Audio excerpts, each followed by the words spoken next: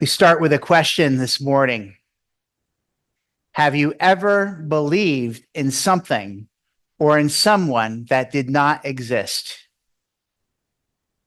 Any of you believe in something or someone that didn't exist? Yeah, okay. Most all of us have. Perhaps you believed in a world that didn't exist. So you believed what you were told, maybe some white lies that your grown-ups told you, right? If you worked hard and you were nice, the world would reward you with a good job and a comfortable lifestyle. Have you ever heard that? That was a world that you believed in, but when you graduated school, poof, it didn't exist. Perhaps it existed before, but you understood suddenly, or perhaps gradually, that you believed in a world that was a figment of someone's imagination. It was maybe the world as it should be, but it wasn't the world as it was. Or perhaps you believed in a person that didn't exist. Maybe you had an idealized notion of this man or woman that you put your trust in, and they were this image of something, but when you got to know them, they did not live up to that image.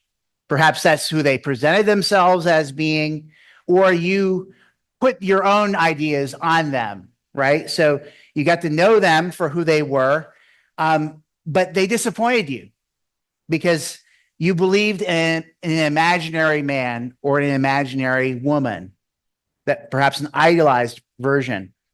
And so we tend to think, we tend to understand as we grow up, we believe in things or in people that are untrue. And we end up wasting much of our time, our treasure, and much of our lives pursuing these phantoms that we believe in.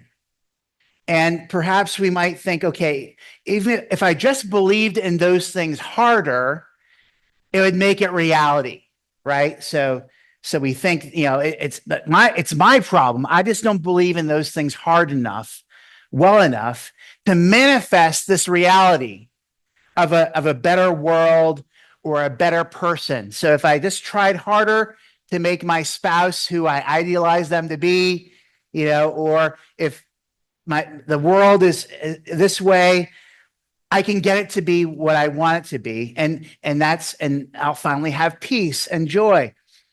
And that's, if we're honest, how many of us deal with God and church. And we come to God, but not the actual God, but an idealized image of God, certain of a certain caricature that we gain somehow from someone.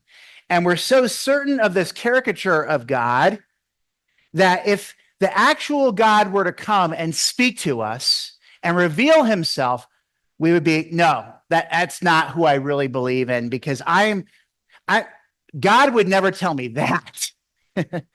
God would never show himself to me like that.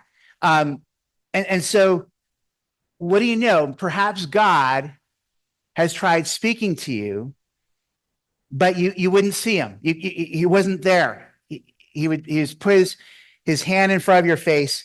But that's the craziest thing about Christianity, and as we read about Jesus in the Gospels, right, is that God was there, but what did we do with him? We didn't see him. We didn't understand.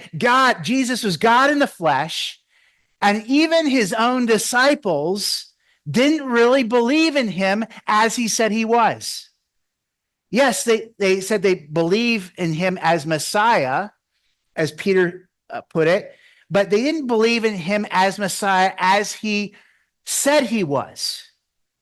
This whole business of being rejected and dying and rising from the dead on the third day, they put that out of their mind. It's like, oh, okay, I believe you're the Messiah, but the rest is want. I'm going to believe in you as the Messiah I imagine you to be.